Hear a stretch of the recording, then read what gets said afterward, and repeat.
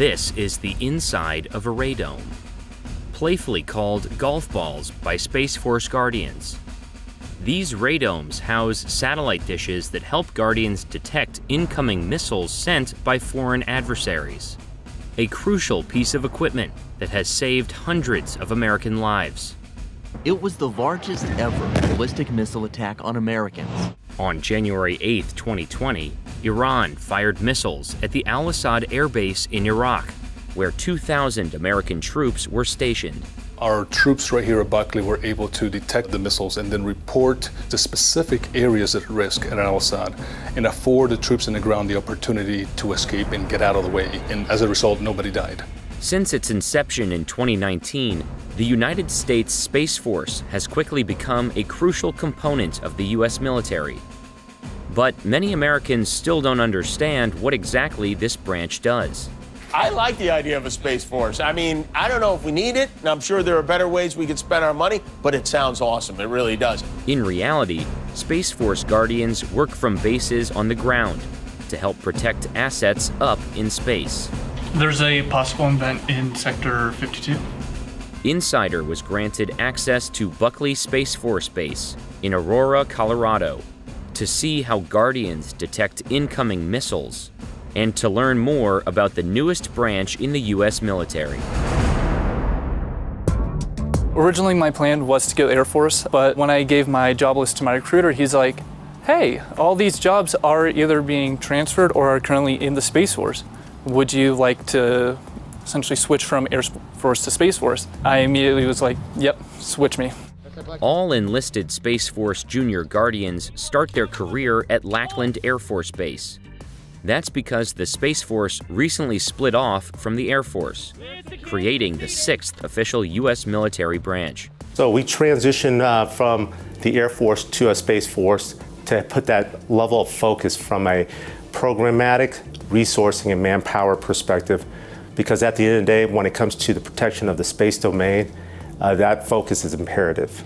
After basic military training, Junior Guardians begin their specialized classroom training in a program called STARCOM.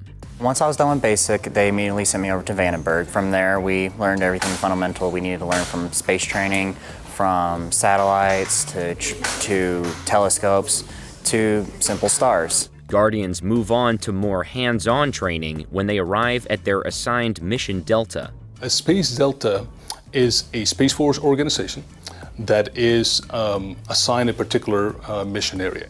Within the Space Force, the Operations Wing, or Space Operations Command, has 9 mission deltas, each with a different focus. For example, Space Delta 6, known as Cyber Delta, focuses on cybersecurity.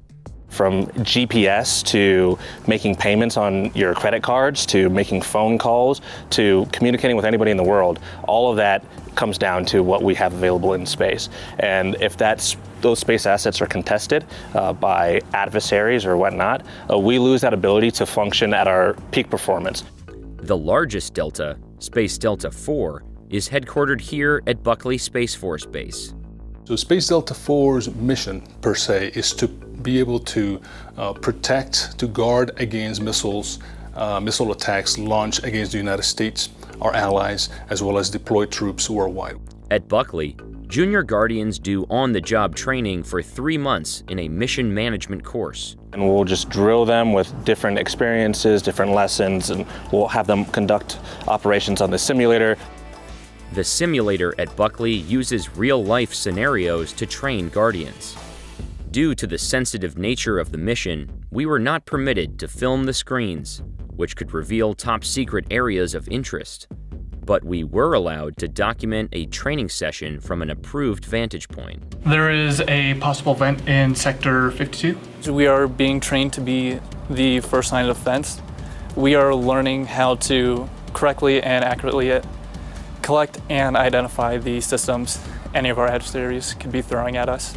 To detect incoming missiles, Delta 4 uses a space-based infrared system, or SIBRs, 11 satellites in space that orbit around either the equator or poles and scan Earth's surface for heat anomalies.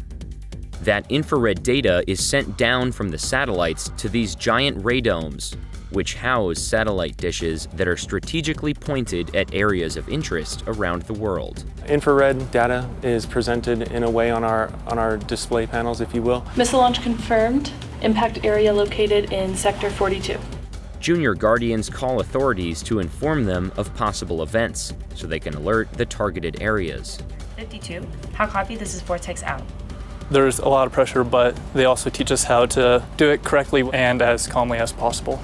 Make sure we speak up a little bit, but great job getting confirmation of the missile launch. And finally, outstanding getting the information out to our allies and partners, making sure that they were all on the same page with us. Do you guys have any questions? After Junior Guardians have finished their mission management training, they can begin their job on the operations floor. Due to the operations floor's 24/7 active role in missile detection, cameras are rarely allowed. But we were able to observe a couple of Guardians as they kept watch over the radars. What we do impacts almost everyone in their day-to-day lives, whether they're here, whether they're downrange, like it's life or death. The mission is accomplished by the young men and women sitting at the operations floor. And we put a lot of trust and a lot of responsibility on these folks because we have trained them to be that good. Right now in stage training, I'm still a little nervous because I am not fully confident in myself, but I know eventually later on in training, I will be able to do good on the ops floor. Space Force is the president's boldest idea that he got from a Buzz Lightyear Happy Meal toy. When the Space Force was first announced, it became the subject of late-night punchlines. There's even a Netflix series poking fun at the branch. The president is creating a new branch, Space Force, which Mark will run. What? The show provides a framework of notional Hollywood ideas of what the organization is about. A lot of these misperceptions is just a lot of unknowns and curiosity about what Space Force is. When in reality, the Space Force was created out of the recognition that space is so important to our way of life that it deserves to be protected. The Space Force also gets confused with its civilian counterpart, NASA. So NASA being our exploration as well as scientific branch of the government, they're looking out beyond the stars, trying to look out, get all that scientific data, as well as looking at manned missions. On the Space Force side, looking more inwardly, making sure that we're looking terrestrially to help our ground forces, air forces, as well as our allies and partners. People constantly ask us, or if they see me in uniform, in a Space Force uniform, they're like, oh, have you been to space? Like, when's the last time you've been to space? There's actually very few operators that do go to space. Lucky for them. What we do is operate all of our assets within space. The Space Force is constantly growing and evolving. On August 4th, 2022, right before our visit to Buckley, the Space Force launched GEO-6, the 6th SBIRS geosynchronous Earth orbit satellite, into space. Our success is not so much what we do to an adversary. Our success is more measured in terms of what an adversary does not do to us because we stand guard. This job is 24/7. It is something that is necessary, and our mission does not stop no matter what. How copy? This is Vortex out.